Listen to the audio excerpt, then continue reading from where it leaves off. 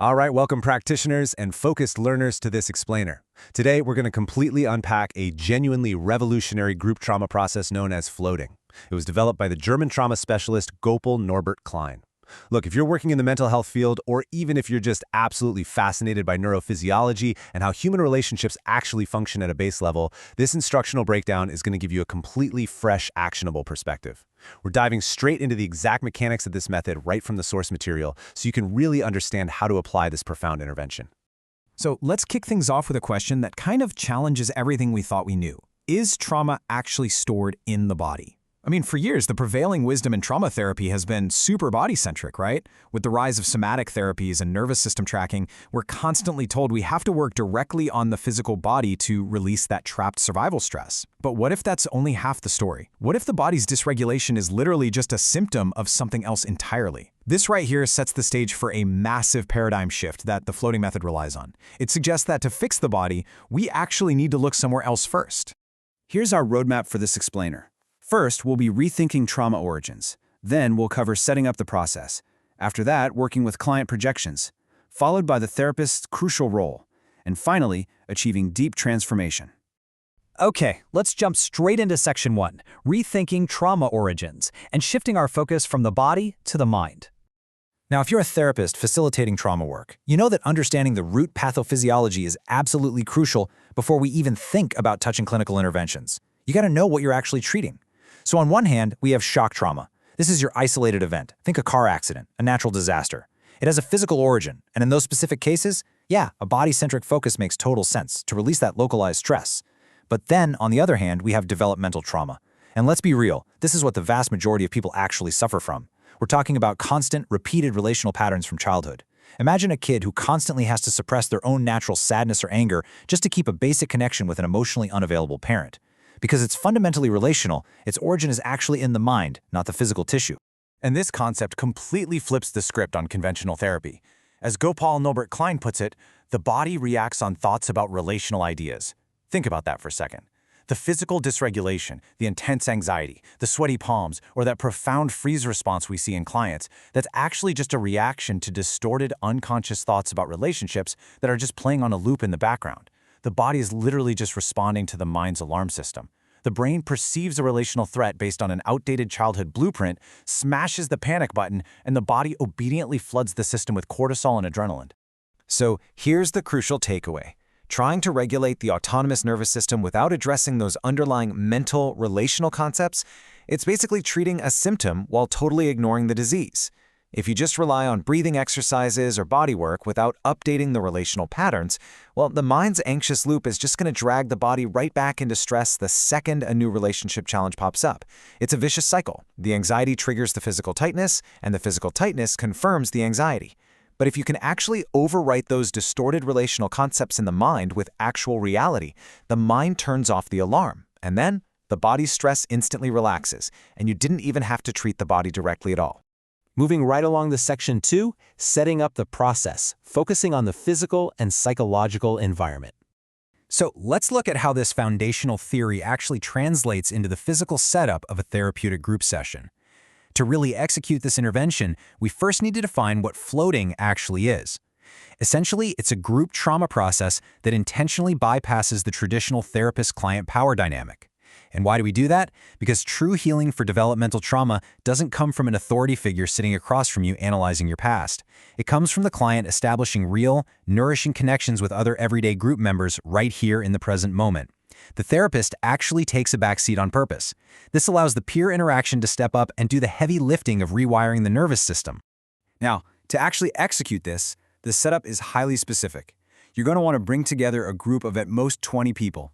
And hey, this can be done physically in a room or online, but capping the group at exactly 20 is absolutely key. It ensures the space feels intimate and safe enough for real vulnerability, while still giving you enough varied nervous systems to work with. You literally need a diverse enough room so that a client's unconscious mind has a wide enough selection of people to project their specific childhood figures onto. Here's how a session actually opens. First, the client clarifies their pain to the group, just so everybody is on the exact same page about what they're struggling with. And then, and this is where it gets really interesting, you, as the therapist, step in and ask a highly targeted, honestly kind of provocative question. Who here in this group has the most to do with it? Or who is the cause of your suffering here? The client then selects another group member. By doing this, their unconscious mind is allowed to pick someone, basically a random, to use as a projection. It's like they're choosing a blank canvas to paint their unhealed childhood trauma all over. Which brings us to Section 3, working with client projections and navigating the mind's dream world. Okay, so once the client has selected their projection partner, this deeply complex work of safely navigating their internal distortions really begins. The client is going to look at this essentially random group member and express a thought that feels like absolute, undeniable reality to them. They might say something like, "You want to attack me because you cannot deal with my sadness."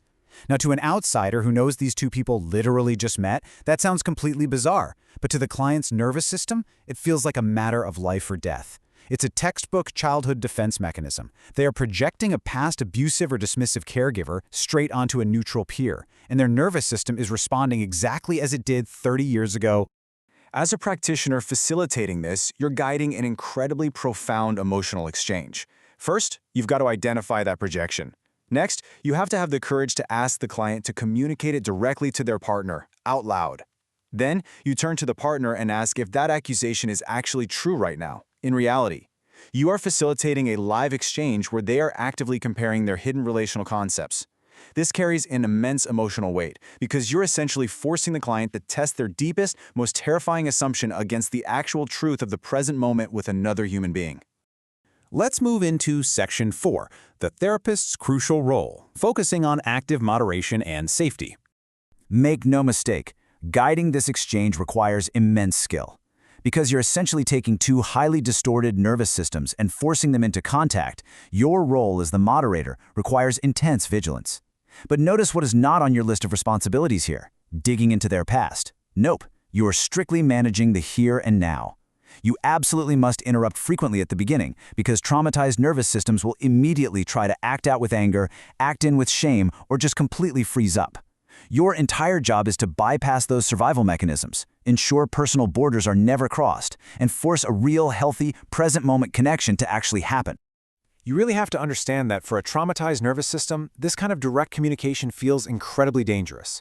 If a client had to suppress anger as a child just to survive their environment, simply saying the words "I feel anger" to their partner can trigger massive fear or outright panic. So your job as the therapist is to constantly anchor them in reality. You have to prove that the danger of their childhood is over. You hold the space, enforcing absolute safety, so that previously suppressed emotional energy can finally flow through their system without any negative consequences. And finally, Section 5, achieving deep transformation and overwriting the blueprint. When that suppressed energy finally flows, the actual healing mechanism of the floating process is fully unlocked. And what is absolutely staggering about this method is that deep, lifelong suffering can be transformed in as little as 20 minutes. Seriously, 20 minutes! Because when real, safe information from a present-moment connection overwrites a distorted childhood idea, the mind immediately recognizes the old structure is useless, and it just dissolves it instantly. Reality completely overwrites the illusion. True healing isn't fundamentally dependent on months or years of analyzing the past. It's dependent on the mind realizing that the horrible ideas we hold about relationships are simply no longer true today. The entire structure of this intervention relies on deeply understanding what these client projections actually are. The source material tells us that to truly wake a client up from their lifelong dream, a therapist has to understand the 3 highly specific aspects that make up every single projection. But what exactly are they? And how do you pinpoint them in a live, fast-moving group session? Well, the sources tease this deep dive for part 2, so it leaves us with a critical question to ponder. How well do you actually know your own relational blueprints? Thanks for tuning into this explainer, keep learning, and we'll see you next time.